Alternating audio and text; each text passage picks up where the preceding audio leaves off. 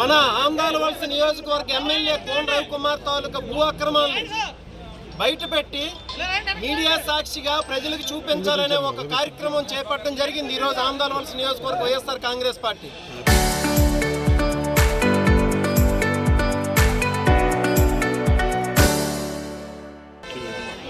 అత్యంత నీచంగా దిగజారిపోయి కోన రవికుమార్ అనే వ్యక్తి ఎన్నాళ్ళు ఇసుక దోచుకుంటున్నాడు, మైనింగ్ అక్రమాలు చేస్తున్నాడు, ఒక గ్రావెల్ దోచుకుంటున్నాడు, దేవాలయం భూములు దోచుకుంటున్నాడు. ఈరోజు అత్యంత దారుణంగా దిగజారిపోయి సభ్య సమాజం సిగ్గుపడేలా రైతులకు ఉపయోగపడే పంట కాలువ తాలూకు గొట్లు దోచుకుంటున్నాడు. ఇంకంతకన్నా దిగజారిపోయినటువంటి మనిషి ఎక్కడైనా ఉంటాడా?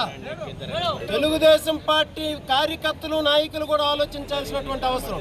కాలువ గట్లు దోచుకున్నటువంటి నీచమైన సంస్కృతి, కాలువ గట్లు దోచుకున్నటువంటి దిగజారిపోయినటువంటి వ్యక్తి కోన రవికుమార్ ఈరోజు ఆందాలవలస నియోజకవర్గ పరిధిలో గల తోటాడ గ్రామం వద్ద ఉన్నటువంటి మిత్తుబట్టి, ఆ బట్టి తాలూకా కెనాల్ గట్టుని 15 అడుగులు కూడా సొంత భూమి లేకుండా ఉండి దాని పక్కనే ఇంకొక 50 అడుగులు ప్రభుత్వ భూమి అంటే ఏంటి కెనాల్ తాలూకు ఇరిగేషన్ డిపార్ట్మెంట్ తాలూకు భూమిని దోచుకొని అక్కడ ఏదో ఎలక్ట్రికల్ ఛార్జింగ్ స్టేషన్ ఏదో పెడదామనే దుర్మార్గపు ఆలోచనతో ఉన్నటువంటి చాలా చులకనైన మనసు కలిగినటువంటి వ్యక్తి కోన రవికుమార్.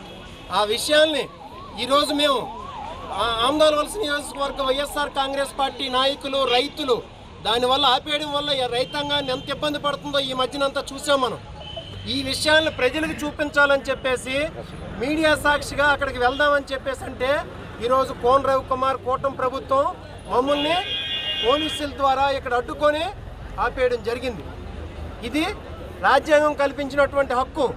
భావ వ్యక్తీకరణ స్వేచ్ఛను హరించడమే ఇది. ఆ స్వేచ్ఛను హరించినటువంటి పోలీసుల్ని ఈరోజు మేము ఖచ్చితంగా తప్పుపడుతున్నాం. దాన్ని వెనకుండా నడిపిస్తున్నటువంటి కోన రవికుమార్ నిజంగా నువ్వు సచ్చీలుడు అయితే, నిజంగా నువ్వు దమ్మున్నటువంటి వ్యక్తి అయితే ఏం చేయాలి? రండి చూపించుకోండి, మాకేం అభ్యంతరం లేదు, అక్కడ మేమేం అక్రమాలు చేయట్లేదని చెప్పేసి చెప్పగలగాలి. ఆ దమ్ము నీకుందా? మీ ఆ సైట్ దగ్గరకు వచ్చి చూపించగలిగే దమ్ము ఉందా నీకు? మేము సూటుగా ప్రశ్నిస్తున్నాం. ఇప్పటికే బాబాజీ మఠం భూముల్లో ఎన్నో ఎకరాలు ఆక్యుపై చేశాడు కోన రవికుమార్. దాదాపు 10 ఎకరాల వరకు రియల్ ఎస్టేట్ వెంచర్లేసి అక్రమ భూదందాలు చేస్తున్నటువంటి వ్యక్తి. ఈ ఒక్క దగ్గరే కాదు, ఆందాలవలస నియోజకవర్గంలో ఒక కోటిపల్లి, లేకపోతే నవభారత్ జంక్షన్, లేకపోతే వెన్నెలవలస దగ్గర, ఇక్కడ మన స్టేడియం దగ్గర, ఆందాలవలస తాళవలస దగ్గర స్టేడియం దగ్గర, ఇలా అనేక చోట్ల భూదందాలకు పాల్పడి 2014-19లో కూడా అధికారం వచ్చినప్పుడు వెన్నెలవలస భూములు ఆక్యుపై చేసుకోవాలని చూశాడు. మన ఆందాలవలస పోలీస్ స్టేషన్ పక్కన ఉన్న భూములు ఆక్యుపై చేసుకోవాలని చూశాడు. ఆయన వ్యక్తిత్వమే మీరు అర్థం చేసుకోవాలి. ఎన్నాళ్ళు తెలియలేదు, ఆయన చేస్తున్నటువంటి బయటికి తెలిసేవి కాదు. ఇప్పుడున్నది మేము జగనన్న సైనికులు, జగనన్న శిష్యులు. నీ ఆటలు సాగనేమో. ఆందాలవలస నియోజకవర్గంలో నీ తాలూకా అవినీతిని, నీ తాలూకా అక్రమాలని, భూదందాల్ని మేము అడ్డుకుంటూనే ఉంటాం, ప్రజలకు చెప్తాం. నీ తాలూకా అరిష్టాన్ని, నీ తాలూకా దరిద్రాన్ని ఈ నియోజకవర్గం నుండి విముక్తి చేసే వరకు మేము ఆగం. ఇంకా ఈ మధ్యనే తయారయ్యాడు ఏంటది, ఇనాం భూములు దోచుకోవడానికి. రొట్టవలసలో ఇనాం భూములు ఉన్నాయి. ఆ ఇనాం భూములు దోచుకొని వాళ్ళకి సెటిల్మెంట్ చేస్తాడంట. నువ్వేమైనా భూ సెటిల్మెంట్ చేసినటువంటి ఏజెంట్వా నువ్వు? లేకపోతే ఇంకా పచ్చిగా అనాలనంటే ఇంకా మాట నాకు రాదు. సభ్య సమాజం తలదించుకునే విధంగా మాటలు నేను ఆడను. నువ్వేమైనా రియల్ ఎస్టేట్ చేస్తున్నటువంటి ఏజెంట్వా? లేకపోతే అక్కడ రొట్టవలసలో నువ్వు తీసుకెళ్లి చేస్తున్నటువంటి భూ అక్రమాలు ఏంటి? వాళ్ళు 1 సెంటు కూడా ఇవ్వరు. మా జగన్మోహన్ రెడ్డి గారు ప్రభుత్వం వచ్చిన తర్వాత ఇనాం భూములన్నింటినీ కూడా మేము ప్రభుత్వం ద్వారా రైతులకు అందరికి అందించే ఏర్పాటు మేము చేస్తాం. అలాగే వెంకీపేటలో ఇనాం ల్యాండ్స్ ఉన్నాయి, వాటి దగ్గరికి కూడా నీ ఏజెంట్లను పంపించావు. వాళ్ళు నీ ఏజెంట్లను తరిమి కొట్టడం నిజమే కాదో నువ్వు అర్థం చేసుకో.